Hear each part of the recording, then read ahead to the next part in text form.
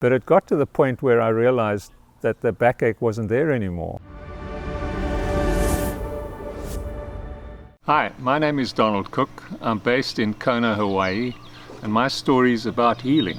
About 6 years ago, I discovered that my heart was starting to hurt when I was doing some exercise, and I found that I couldn't even go up and down a long flight of stairs without my heart getting really sore. So I went to see a cardiologist, and he diagnosed angina, and fortunately he didn't have time to go in and have a look and do the angiogram and put in a stent because I was flying out of the country fairly soon. But I really started praying hard that I would get healed. Not too long after that, I got a deep vein thrombosis in my right arm, and that was a bit scary.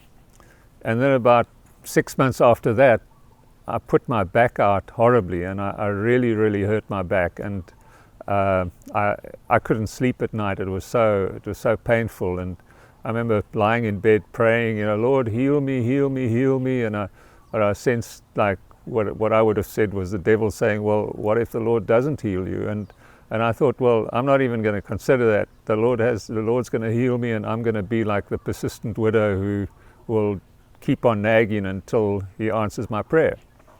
Not too long after that, a very good friend of ours sent me a link to an interview between Sid Roth on his Supernatural show and Randy Clark.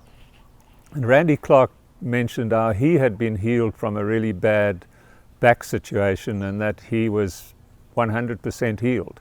And that gave me a lot of encouragement to keep praying and to believe. And quite strangely, I don't even remember when my back started to improve, but it got to the point where I realized that the backache wasn't there anymore. And then I can't really remember how much later, I suddenly realized that while I was running with my grandkids on the beach, that my heart wasn't hurting anymore either. And I found I could run really fast for a 74-year-old, that is. So I decided I wanted to go and see the cardiologist who diagnosed this angina, because from what I could gather, it had gone. And I was still taking tablets that he prescribed to sort of calm the heart down, and these were making me feel cold. So I called him up and said, look, can I stop taking these tablets? And he said, no, don't stop taking the tablets, come and see me. So Margie and I went in and to see him, and he put me on the treadmill, and while I was exercising, I could feel my heart wasn't sore at any stage as I increased the pace and the incline of the machine.